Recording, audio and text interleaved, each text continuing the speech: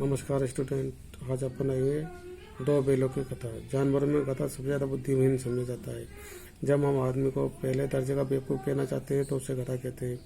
गधा सचमुच बेवकूफ़ है या उसके सीधेपन, उसकी निरापद सहिष्णुता से उसे यह पदवी दे रखी है, इसका निश्चय नहीं किया जा सकता। गाय सींग मारती है, ब्याई हुई गाय तो अनायास सींगने का रूप धारण कर लेती है।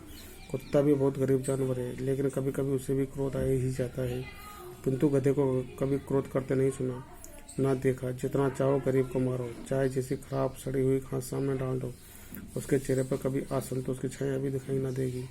बैसाख में चाहे एक आध बार कुड़ेल कर लेता हो, पर हमने तो उसे कभी खुश होते नहीं देखा। उसके चेहरे पर एक विषाद स्थायी रूप से छाया रहता है। सुख दुख हानि लाभ किसी भी दशा में उसे बदलते नहीं देखा। ऋषि मुनियों के जितने गुण हैं वे सभी उसे पर काष्ठा को पहुँच गए हैं, पर आदमी उसे बेवकूफ़ कहता है। सद्गुणों का इतना आदर कभी नहीं देखा। कदाचित सीधापन संसार के लिए उपयुक्त नहीं है। देखिए ना, भारतवासियों की अफ्रीका में क्या दुर्दशा हो रही है।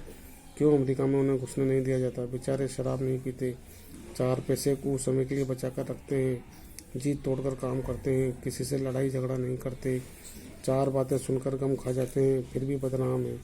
कहा जाता है कि जीवन के आदर्श को नीचा करते हैं। अगर वे ईंट का जवाब पत्थर से देना सीख जाते तो शायद सब भी कहलाने लगते। जापान की मिसाल सामने है। एक ही बीजे ने उसे संसार की सभ्य जातियों में गण्य बना दिया, लेकिन गधे का एक छोटा भाई भी है जो उससे कम गधा है, और वह है बैल। जिस अर्थ में हम गधे का प्रयोग करते हैं उसी से मिलते जुलते अर्थ में बछिया के ताव का भी प्रयोग करते हैं।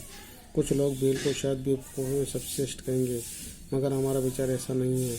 बैल कभी कभी मारता भी है, कभी कभी अड़ियल बेग भी देखने में आ जाता है, और ये कई रीतियों से अपना असंतोष प्रकट करता है, यह तो उसका स्थान गधे से नीचा है। ठीक है, तो ये गधे की उपयोगिता बताइए।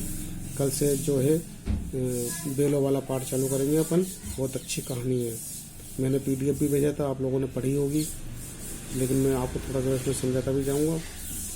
और सब के पास अपनी बुक्स होंगी, सब लोग अपनी बुक्स ले आओ, ठीक है ना। बाकी अपन कल पढ़ाएंगे। धन्यवाद।